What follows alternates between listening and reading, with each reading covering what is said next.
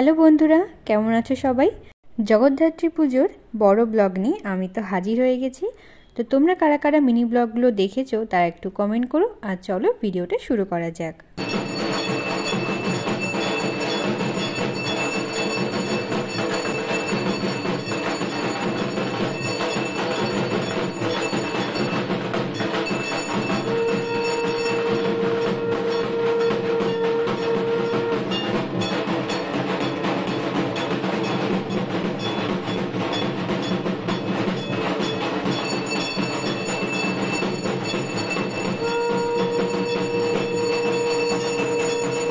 অষ্টমীর আরতি দিয়ে ভিডিওটা শুরু করলাম। আর এরপরে তোমাদের দেখাচ্ছি মন্দিরের পাশে যে বসত বাড়ি আছে তার ঠিক দোতলার এক কোণার রুমে আছে এই শিব ঠাকুরের মন্দির। এখানে নিত্য পুজো হয়। আমরা এখানে পুজো দিলাম এবং তারপর এলাম নবমী পুজো করতে। শুরু হলো নবমী পুজো এবং তার সঙ্গে শুরু হলো নবমীর যজ্ঞ। এরপরে কুমারী পুজো হলো এবং 5 জন কুমারীকে নিয়ে এবার পুজো করা হয়েছিল। আর এই 5টা কুমারীর মধ্যে ওই লাল শাড়ি পরা বাচ্চারা ছিল সব থেকে ছোট। আর ওদের মতো যখন আমিও ছোট ছিলাম তখন আমাকেও আমার এক কাকিমা এই মন্দিরেই কুমারী পুজো দিয়েছিল। তবে আমার সে কথা এখন আর মনে নেই। যাই হোক, ওদেরকে দেখে আমার বেশ ভালোই লাগছিল। আর এরপরেই শুরু হলো নবমীর আরতি। সেটা আমি তোমাদেরকে সাউন্ড সহই দিলাম, কারণ আরতির সময় আমার বকবকটা আমার নিজেরই শুনতে ভালো লাগে না।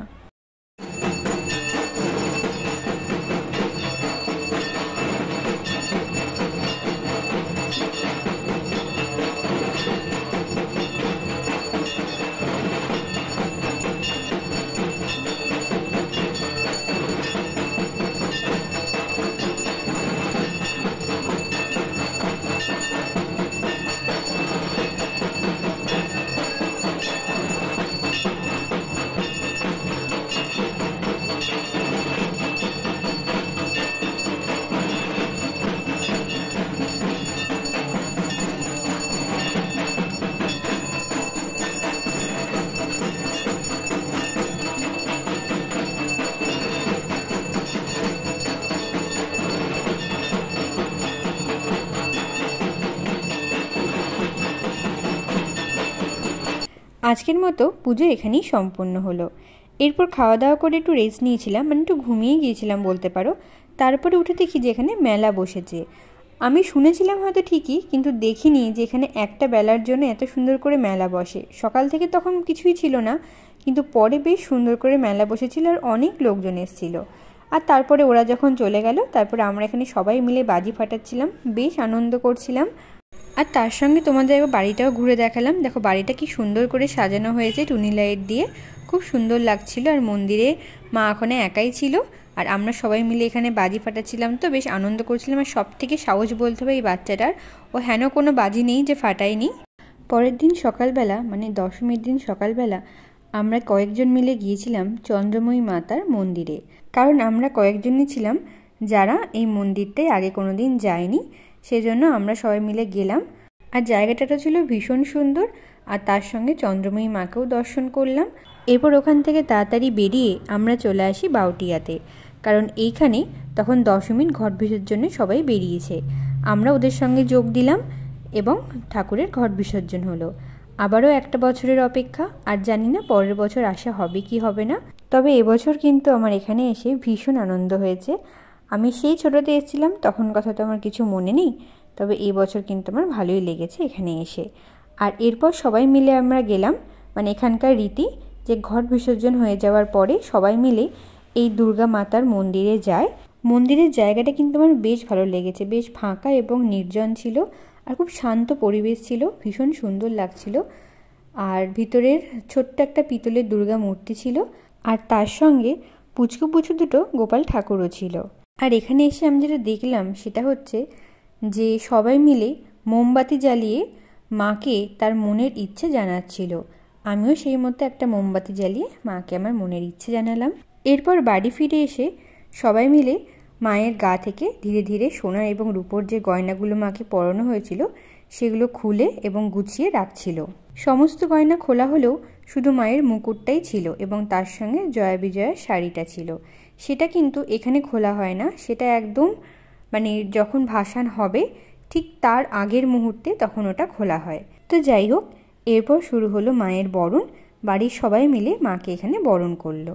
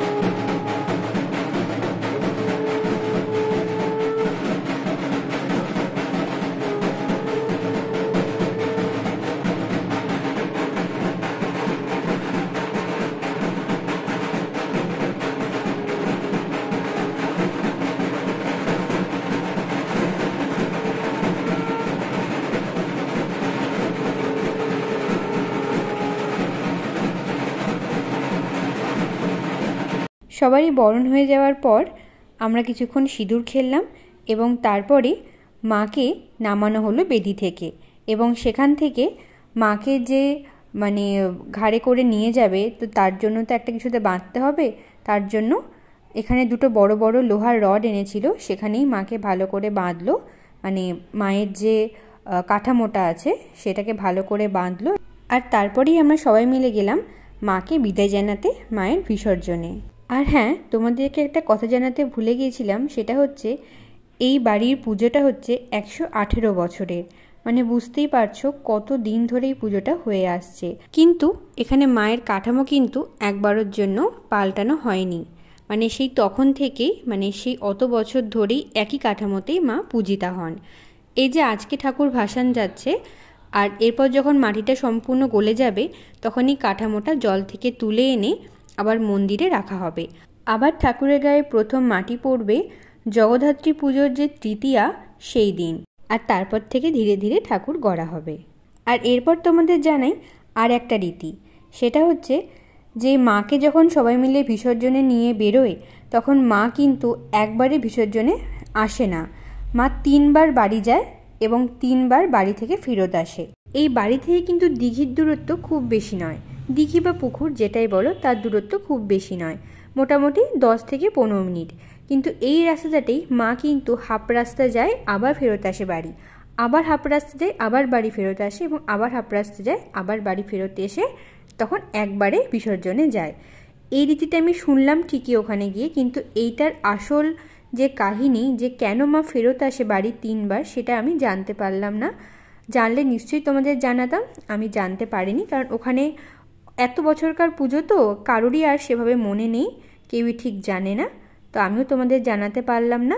তো যাই হোক, মাকে তো বিদায় জানালাম এবং পরের বছরের জন্য আবারও আহ্বান জানালাম। আর তারপর আমরা সবাই মিলে বাড়ি চলে এলাম। আর সত্যি বলতে গেলে মন্দিরটা আবার বেশ খালি খালি লাগছিল। এতদিন মন্দিরের দিকে তাকালেই মাকে দেখতে পেতাম, এখন বেশ ফাঁকা লাগছিল। এরপর আমরা সবাই মিলে ওখান থেকে রওনা দিলাম নিজের বাড়ি যাওয়ার জন্য। কিন্তু আমি একেবারে রামপুরহাট ফিরিনি, আমি কিন্তু জেঠির সাথে গিয়েছিলাম রঘুনাথগঞ্জ।